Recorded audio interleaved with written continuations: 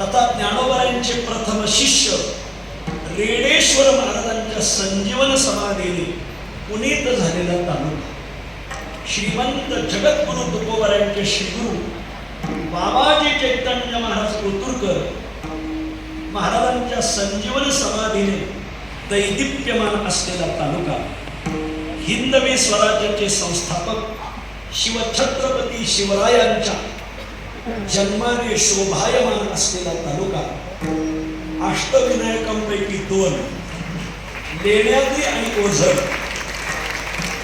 2 गणरायाच्या वास्तव्याने पावन झालेला तालुका आणि वारकरी संप्रदायातील थोर संतवर्य सद्गुरू साहब बाबा वायकर, सद्गुरू कोंडाजी बाबा डेरे, सद्गुरू मोहनानंद स्वामी, सद्गुरू रामदासबा मनसू आदी आदी साधू संतांच्या कीर्तनाने धवळून निघालेला तालुका, हरहुन्नर तालुका, जुन्नर तालुका. या पुण्य पावन जुन्नर तालुक्यामध्ये जगद्गुरु तुकोबारायांचे श्रीगुरु बाबाजी चैतन्य महाराज कोतुरकर महाराजांच्या संजीवन समाधीने पावन झालेलं क्षेत्र, जगद्गुरु तुकोबारायांना जिथं वारकरी संप्रदायाचा महामंत्र रामकृष्ण हरी हा मंत्र ज्या गावामध्ये तुकोबारायांना भेटला, असं रामकृष्ण हरी महामंत्राचं जनक गाव कोतुर गाव.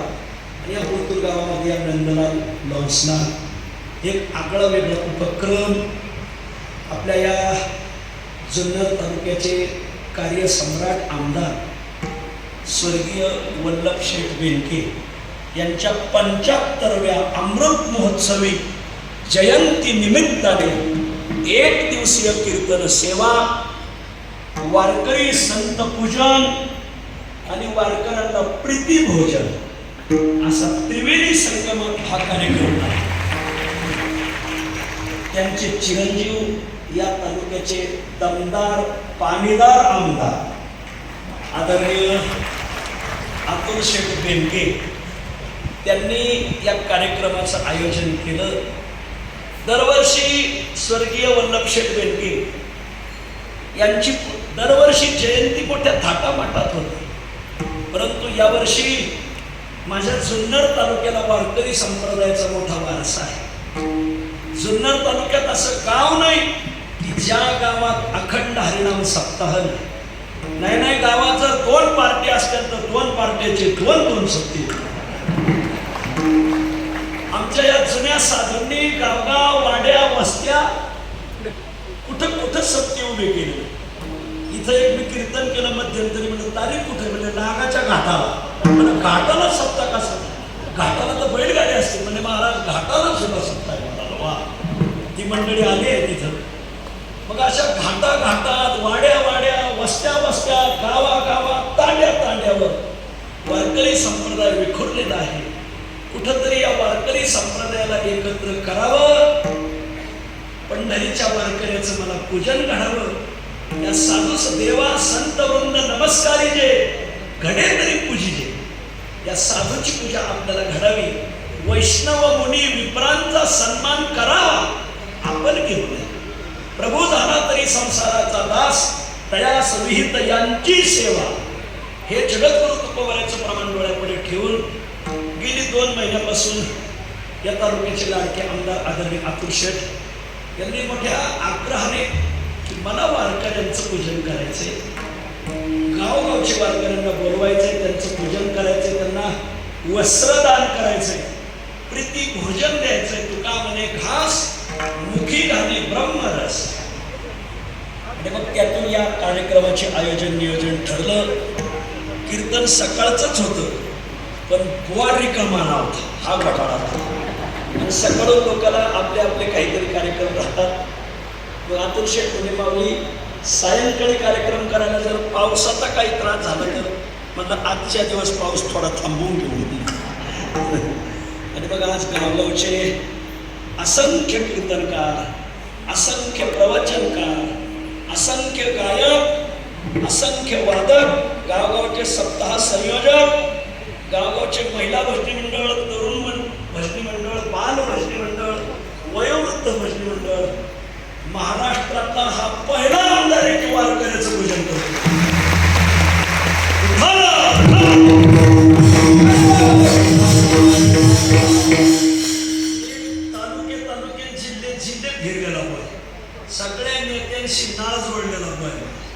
पण मी माझ्या जीवनात गेली 25 वर्षात हा पहिला कार्यक्रम पाहतोय की तळागाळातल्या वारकऱ्याचं पाद्यपूजन आपल्याला घडलं पाहिजे, तळागाळातल्या वारकऱ्याचा आपल्याला आशीर्वाद लाभला पाहिजे. आणि याच दूरदृष्टीने हा कार्यक्रम आयोजिला. आपल्या वडिलांचा स्वर्गीय वल्लभशेठ बेनके यांचा आणि वारकरी संप्रदायाचा घनिष्ठ संबंध होता. त्या काळात या तालुक्यात वारकरी संप्रदायाचा झंझावात घेऊन आलेले युगपुरुष जन्माला आले.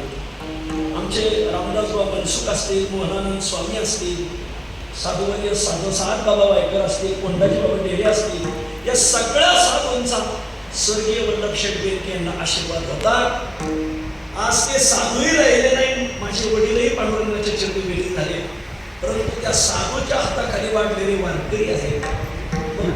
आज कोंडाजी बाबा नाही पण कोंडाजी बाबाचे वारकरी आहे. आज रामदास बाबा नाही पण रामदास बाबाचे वारकरी आहे. आज मोहनानंद स्वामी नाही पण मोहनानंद स्वामींचे वारकरी तिथं आहे.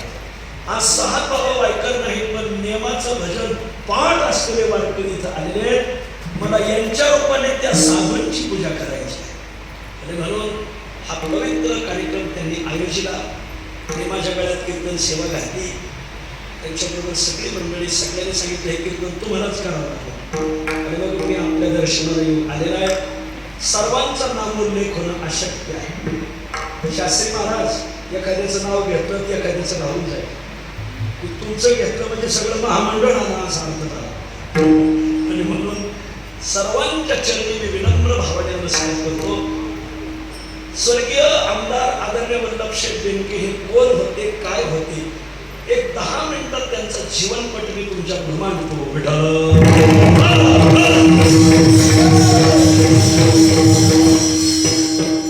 पूर्वांपार पुणे जिल्हा महाराष्ट्र हा क्रांतीची भूमी. जगात 1 नंबर देश आहे भारत, भारतात 1 नंबर राष्ट्र आहे महाराष्ट्र, महाराष्ट्रात 1 नंबर जिल्हा आहे पुणे जिल्हा. आणि पुणे जिल्ह्यात क्रांतिकारकांचा तालुका म्हणजे आपला जुन्नर तालुका आहे. कारण जगात पारतंत्र्याला दूर करून स्वातंत्र्याचे क्रांतिकारक शिवछत्रपती याच तालुक्यात जन्माला आले. म्हणून या तालुक्याची ओळख क्रांतिकारकांचा तालुका. आणि मग शिवछत्रपतींनी पारतंत्र्यातून समाजाला स्वातंत्र्य कसं मिळेल याच्यासाठी क्रांती केली. आणि राजकीय क्रांती इथं जशी घडली तशी परमार्थिक उत्क्रांती सुद्धा इथं घडली. आणि मग शिवरायांच्या नंतर अनेक क्रांतिकारक इथं जन्मले, लोकनेते जन्मले. त्या अनेक लोकनेत्यांपैकी हिवरे गावामध्ये आदरणीय वल्लभशेठ बेनके आज 23 जून 1949 बरोबर आहे ना, 23 जून 47 48 49 बरोबर, 1949 23 जूनला आजच्याच या तारखेला हिवरे गावामध्ये आदरणीय वल्लभशेठ अंजनामाई आणि दत्तात्रय यांच्या पोटी हे रत्न जन्मलं. विठ्ठल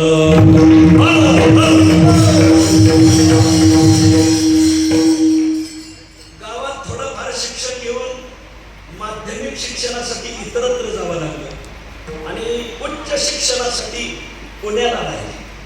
पुण्याला राहत असताना जुन्नरचं वारच वेगळं. वैकुंठवासी रामदासबा मनसुख म्हणायचे 100 बंदरी 1 जुनरी. ती काय जुनरी माणसं गप्प नाही राहणार. मग महाविद्यालयात असतानाच ज्या काही विरोधी बाबी असतील त्या विरोधी बाबीला त्यांनी तिथूनच कडाडून विरोध करायला सुरुवात केल्यानंतर महाविद्यालयात शिक्षण पूर्ण झालं. आपल्या गावाकडे आले आणि मग आपल्या या महाराष्ट्र राज्याचे थोर लोकनेते आदरणीय शरदचंद्र पवार साहेबांचा आणि त्यांचा घनिष्ठ संबंध.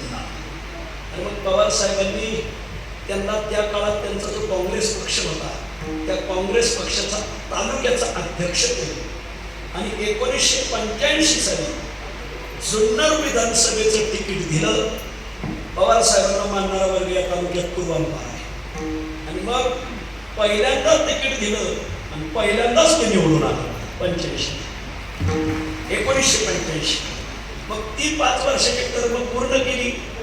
समाजाची नाळ जोडली गेली. समाजाने त्यांना पुन्हा संधी दिली. जवळजवळ या तालुक्याचं त्यांनी 4 वेळा प्रतिनिधित्व केलं. 4 वेळा त्यांना लोकांनी आमदार केलं.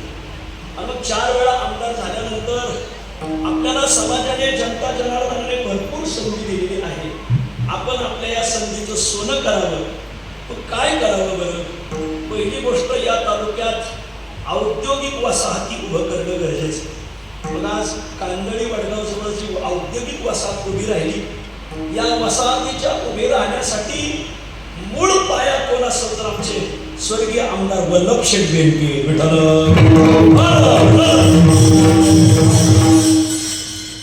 त्यांनी तो प्रश्न मार्गी लावल्यानंतर हा तालुका पूर्वांपार पावसाचा तालुका आहे. भरपूर धरणं करत असताना गावं उठली. माझा जनता जनार्दनाला पुनर्वसन कसं होईल यांचं. मग पुनर्वसनासाठी धरणग्रस्तांसाठी महाराष्ट्रात लढणारं एकमेव व्यक्तिमत्व आदरणीय वल्लभ शेठ होते. धरणग्रस्तांचं पुनर्वसन करण्यासाठी त्यांनी फार मोठा घाट घातला. तदनंतर तालुक्यात हरित क्रांती सुरू झाली. तिथं पाऊस जवळच पडतो, धरणं आहेत. या धरणाचं पाणी बरेच जण पळून नेतात. तालुक्याला कसं भेटलं? बरं, नुसतं पाणी भेटलं, जर वीज नाही भेटली तर मग तालुक्यातल्या लोकांनी त्या पाण्याची सिंचन योजना कशी चालवायची? मग त्यांनी जवळजवळ या तालुक्यात हाय लेवलचे मोठे सबस्टेशन उभे केले, जवळ 15-20. आज जुन्नर तालुक्यात इतकी लाईट कोणत्याच तालुक्यात भरभक्कम नाही. त्याचं मूळ ऊर्जा स्रोत आहे वल्लभ शेठ. भरपूर सबस्टेशन उभे केले, गावगाव लाईट उभी केली. कधी कधी शासनाचं असं चुकत आहे ना. शासनाने खरंच जुन्नर, आंबेगाव, खेड, अकोला, संगमनेर या तालुक्यांना दिवसा लाईट दिली पाहिजे, रात्री लाईट नाही दिली पाहिजे. कारण इकडं वाघ नाही, काही आडनावर सुद्धा वाघ आहेत, एक विशेष. म्हणून माझी कातुरशीला विनंती की तुम्ही थोडासा आवाज आणखी उठवा. माझ्या तालुक्यात बिबटे फार आहेत. ते बिबटे सध्या गुजरातलाही चालले, तशी परवा बातमी होती. तर तालुक्यातल्या लोकांना आम्हाला सकाळी लाईट द्या, रात्री नका लाईट देऊ. कारण आमचा शेतकरी वर्ग आहे. या शेतकरी वर्गाला काही अडचणी येतात, सकाळची लाईट द्या. आदरणीय वल्लभ शेठ यांनी 20-25 सबस्टेशन मोठी उभी केली. आपल्या तालुक्याला काही आदिवासी पट्टा आहे. या आदिवासी पट्ट्यामध्ये ज्ञानाची उत्क्रांती झाली पाहिजे. मग त्याने ज्ञानदा शिक्षण संस्थेची स्थापना केली.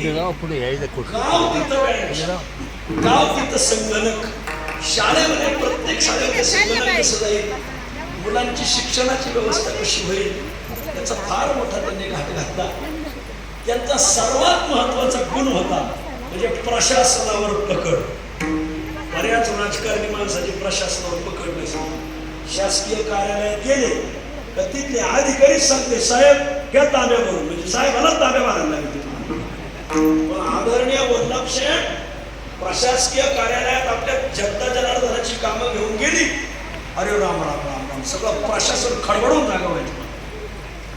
कडाडून त्यांना कान धरून काम करायला लावायचं. हे माझ्या जनता जनार्दनाचं काम. प्रशासनावर पकड राहिली. 4 वेळा आमदार राहिले. कृष्णा खोरे महाराष्ट्र राज्याचं जे विकास महामंडळ आहे यामध्ये त्यांनी जवळ 10 वर्ष उपाध्यक्षपद भोगलं.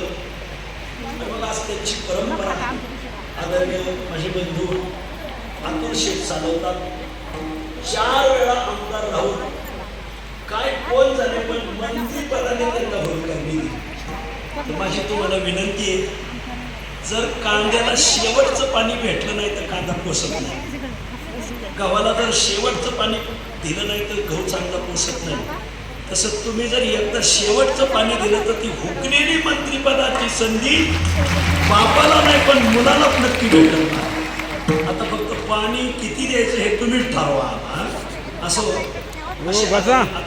वल्लभ शेठ बेनके आणि मग त्यांचे चिरंजीव अतुल शेठ यांनी या कार्यक्रमाची ही मांडणी केली. आणि प्रत्येक वारकऱ्याला आज अन्नदान, ज्ञानदान आणि वस्त्रदान, प्रत्येक वारकऱ्याला आज वस्त्रदान करायचं त्यांनी ठरवलं. का बरं असं? कारण आता पंढरीची वारी आलेली. पंढरीची वारी आल्यामुळं आमच्या जुन्नर तालुक्यातून गावागावातून लोक ज्ञानोबराच्या सोहळ्यात, तुकोबराच्या सोहळ्यात, बाबाजी चैतन्य महाराजाच्या सोहळ्यात